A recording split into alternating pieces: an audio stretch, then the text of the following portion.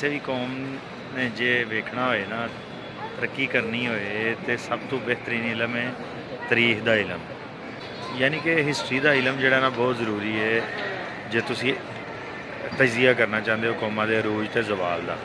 ਲੇਕਿਨ ਗੁਲਾਮਾਂ ਦੇ ਨਾਲ ਇਹ ਕੀ ਕੀਤਾ ਜਾਂਦਾ, ਗੁਲਾਮਾਂ ਕੋਲੋਂ ਉਹਨਾਂ ਦੀ ਜ਼ੁਬਾਨ ਖੋਹ ਕੇ ਉਹਨਾਂ ਦੀ ਹਿਸਟਰੀ ਦੇ ਨਾਲ ਤਲਕ ਤਾਰੀਖ ਦੇ ਨਾਲ ਖਤਮ ਕਰ ਦਿੱਤਾ ਜਾਂਦਾ ਹੈ। ਮੀਡੀਆ 'ਚ ਬੈਠੇ ਨਾ ਉਹ ਇਹੀ ਕਹਿੰਦੇ ਨੇ ਤੁਹਾਡੀ ਤੇ ਕੋਈ ਹਿਸਟਰੀ ਨਹੀਂ, ਤੁਹਾਡੀ ਤੇ ਕੋਈ ਤਾਰੀਖ ਨਹੀਂ, ਤੁਸੀਂ ਕੀਤਾ ਕੀ ਹੈ, ਤੁਸੀਂ ਫਲਾਣ ਤੁਸੀਂ ਤੇ।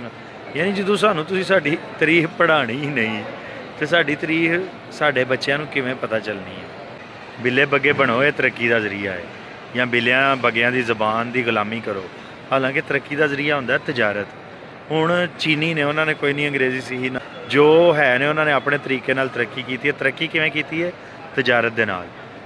ਯਾਨੀ ਕਿ ਤਰੱਕੀ ਵਾਸਤੇ ਜ਼ਰੂਰੀ ਹੈ ਕਿ ਤੁਸੀਂ ਕੁਆਲਿਟੀ ਦੀਆਂ ਚੀਜ਼ਾਂ ਪੈਦਾ ਕਰੋ ਔਰ ਉਹ ਦੁਨੀਆ ਨੂੰ ਵੇਚੋ, ਸਸਤੇ ਰੇਟ 'ਤੇ ਚੰਗੀ ਸ਼ੈ ਵੇਚੋ। ਚੀਨ ਇਹ ਕਰ ਰਿਹਾ, ਕੋਈ ਨਹੀਂ ਉਹਨਾਂ ਅੰਗਰੇਜ਼ੀ ਦੀ ਗੁਲਾਮੀ ਕੀਤੀ।